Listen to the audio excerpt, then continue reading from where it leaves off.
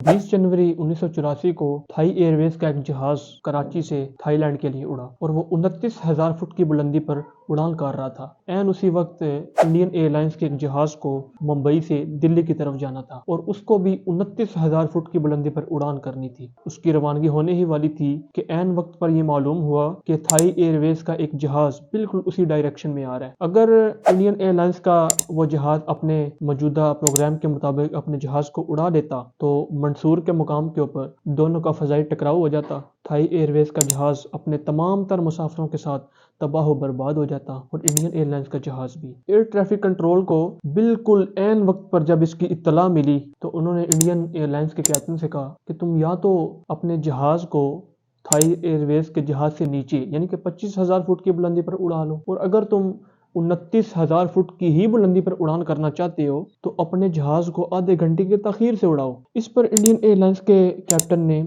दूसरी ऑप्शन को पसंद किया और आधे घंटे की तखीर के बाद अपने जहाज को उड़ा लिया। इस तरह दोनों जहाज फिजाई टकराव से बच गए, बहुत बड़े नुकसान से बच गए। इंडियन एयरलाइंस के जहाज को अपने मौजूदा प्रोग्राम के मुताबिक मंसूर के मुकाम से सुबह 7 बजे गुजरना था, लेकिन प्रोग्राम में चेंजिंग के बाद वो मंसूर के मुकाम से सुबह 7:30 बजे गुजरा। इंडियन एयरलाइंस के एक ऑफिसर ने इस वाक़या का जिक्र करते हुए कहा, उसने कहा कि it was a miracle which saved other passengers both aircrafts. उसने कहा कि ये एक मौजज़ा था जिसने दोनों जहाज़ों के मुसाफिरों को बहुत बड़ी तबाही से बचा लिया। यही वसी तर एतबार से ज़िंदगी का मामला भी है। वैसे देखने में तो ये एक हमारे सामने एक वाक़या है, लेकिन हमारी ज़िंदगी का मामला भी है। आज हम 29,000 फुट की बुलंदी पर उड़ना चाहते हैं, लेकिन हमें ये देखना पड़ेगा कि यहाँ पर और भी बहुत सारे लोग हैं जो 29,000 फुट की बुलंदी पर यहाँ पर उड़ान कर रहे हैं। ऐसे में दो ही सूरतें हैं,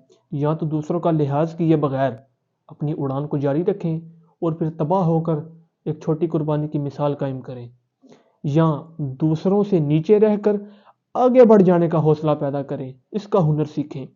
इस सूरत में हमेशा आप कामयाब रहेंगे।